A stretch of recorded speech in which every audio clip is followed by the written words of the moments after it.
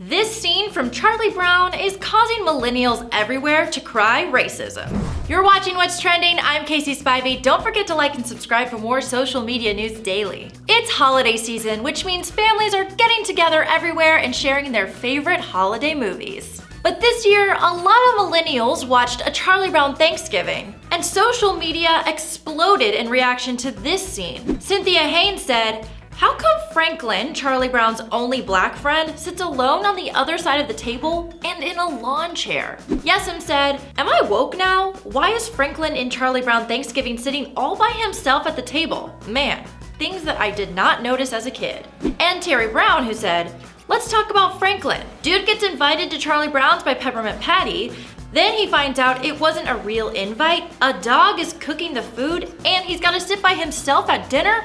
That's Get Out." And this might be surprising, but even though today it seems problematic, when the cartoon was created, it was seen as progressive. Franklin debuted in 1968, which was right in the middle of the civil rights movement in American history. It was the same year that Martin Luther King was assassinated and riots were sweeping the nation.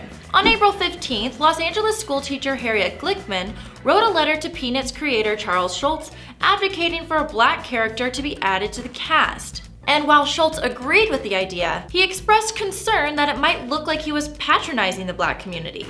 He said, "I don't know what the solution is." But that wasn't the end of it. Schulz thought about it and responded with this letter, which asked the teacher what her friend would think of the addition. And the teacher's friends wrote back. This letter from Kenneth C. Kelly advocated for adding black characters, saying, "Firstly, it would ease my problem of having my kids seeing themselves pictured in the overall American scene. Secondly, it would suggest racial amity in a casual day-to-day sense." This convinced Schulz to move forward. Finally, on July 31st, 1968, Franklin debuted in a scene with Charlie Brown. From there, Franklin grew into a main cast character, but it wasn't without pushback. In fact, this strip of Peppermint Patty and Franklin sitting in school together caused the United Features president to call up Schulz and complain.